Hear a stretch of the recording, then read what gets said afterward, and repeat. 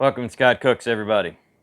Today, I'm going to be cooking these 4 chicken thighs in the Ninja Foodi on my favorite tool, the Sear'NSizzle. We'll be doing it this great side up today.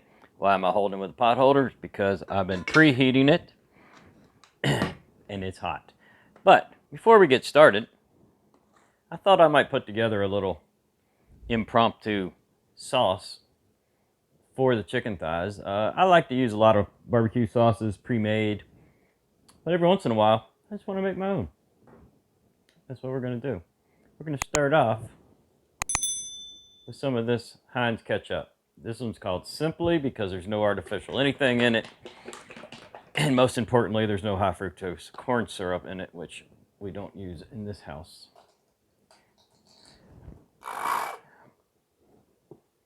Oh, you gotta love it when it does that, right? How much am I gonna use? Well, you know, not that much. I don't know, it's probably a cup. Sorry guys, I'm not gonna measure this. This is an impromptu, and besides, you might want to use different amounts in yours. All right, here we go with some stone ground. This is my favorite style mustard. How much am I going to use? Oh, about that much. What do we got over here? Let's all say this together. Worcestershire. Worcestershire? I don't know. I think I had it right the first time. How much am I going to use? Oh, about like that. All right. Well, you know what seasoning I'm going to use. You don't even have to guess. Can't find it? Want to try it? Check the description. Got some links to it to Amazon where you can pick it up. Paprika.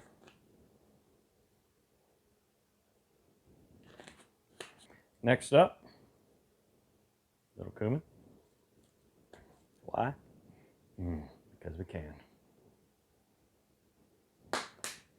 And lastly, to make it more of a glaze and add a little sweetness to it, I'm using some light brown sugar. How much? Probably more than I should, but I really want to turn this into a more like a glaze. That ought to do it. Let's find something to stir that up with. How about a big old tablespoon? Crunch that brown sugar in.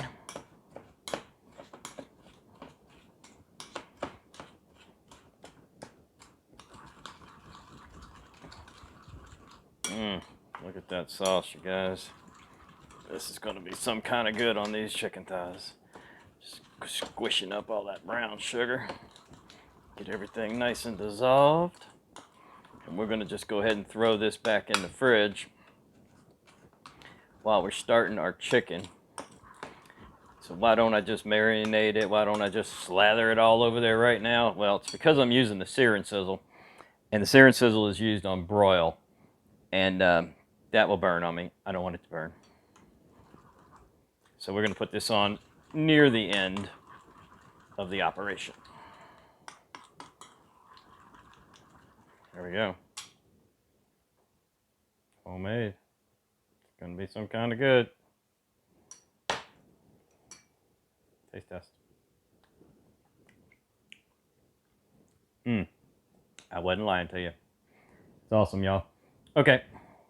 Let's get ready to cook that chicken. The only thing you need to do to prepare for this is to preheat your Sear'NSizzle. I use broil for 5 minutes. I'm going to take a little Pam, give it a spray, and I'm going to lay the chicken down, skin side down. This is not going to work very well, y'all, unless your chicken is pretty thawed out. Mine's been in the fridge for a couple days, and then I left it out here on the counter for about 20 minutes or so before I started. And there we go, lid down, fire away. Now you will need to come back over here and readjust your time because your broil temperature has been counting down while you're preheating. So just go ahead and set it to 30 minutes is the max. Just set it so it won't cut off on you. We're not going to cook this for 30 minutes, I don't think. Don't know. We'll be using our temperature, our thermometer, and we'll be checking and flipping about every 10 minutes. So go ahead and set yourself another timer somewhere for 10 minutes to remind you to flip. All right, guys, that was 10 minutes. We're browning up. You can hear it all going on there. We're going to roll them over. With the Sear'NSizzle, we're getting a little bit of heat down on the bottom on the griddle itself, but most of the heat and cooking is coming from the top. Do I need to temperature check them yet? No, that was only 10 minutes. You're not going to cook a chicken in 10 minutes, y'all. We're going to go for another 10. And look at this. See how brown this is? This was the bottom. So the bottom is getting really good and brown along with the top. So the heat is working really well in the Sear'NSizzle. And also what happens is the airflow will get down around the sides and come back up under the bottom to keep it hot. Let's set that timer for another 10. All right, this is check number 2. We are about 10 minutes, about 9 minutes to be accurate. And we're going to go ahead and check this big piece here. And we're going to get right down next to the bone. Just try to get that where you can see it. If you can't see it, I'll just read it to you. We're slowing down at 176. Now, I don't want an inaccurate reading. I'm going to go ahead and check another one. You see that one? The center on that one did not come out about the same. So I'm going to check them all, guys. Okay, we're actually dropping 160. I'm going to call that an average of 165, and that is close enough to get our sauce on. We got to be real close to complete before we do this, because this sauce will burn with all that sugar and stuff in it. Burnt sauce is not what we're after, guys. We're after delicious sauce. And burnt sauce is not so delicious. All right, we'll save a little here. What we can do is see if we can flip them over. I don't know, we might not be able to, but give it a shot. All right, we're going to keep a really close eye on everything now. I've got about 14 minutes left on that. So we've been about 16, 17 minutes total under heat. I'm probably just going to stay in the kitchen right now. I'm going to give this about 3 or 4 minutes and check it again. Hey guys, that was 3 minutes, and you can already see that we got that glaze we were after. What I've decided to do, put some thought into this for the last 3 minutes, is I'm not going to flip them. I'm just going to resauce the top and let it drip down the sides a little further. The reason is, if I lose the sauce on this Sear'NSizzle, because of the way it's designed with those deep grooves, I cannot get it back. I didn't make a whole lot, so I'm not going to flip it. Don't need to flip it. That is wonderful right there. Let's give that about another 3 minutes and we have dinner. Well, there you go, guys. Sear'NSizzle, Ninja Foodi, chicken thighs with a homemade, I'm going to call it a barbecue sauce, a homemade sauce. Let's cut into this thing. Oh, that is almost too good looking to cut into. Let's just look at that for a second. Okay, that's enough. Let's eat it. Always the hard part, trying to cut without getting my hand in the camera.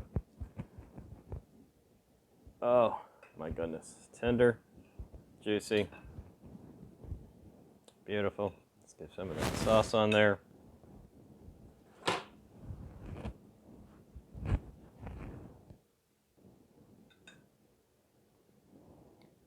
Hey y'all, you ready for this?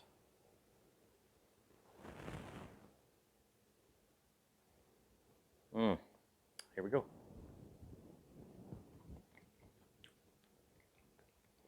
I'm glad I put that cumin in there. Just a little bit. It gives it that, well, you know what cumin tastes like. It gives it that little pop, you know? That is really good. If you like this video, leave me some comments. Subscribe to the channel for me. Share the video. Don't forget to check the description. I got a bunch of links and stuff in there I think you'll like.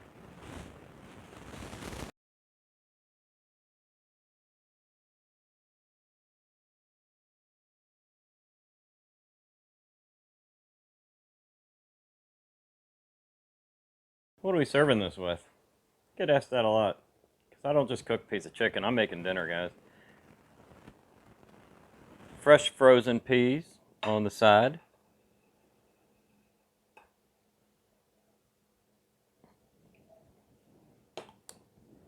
I'll put a little butter on that, some real butter.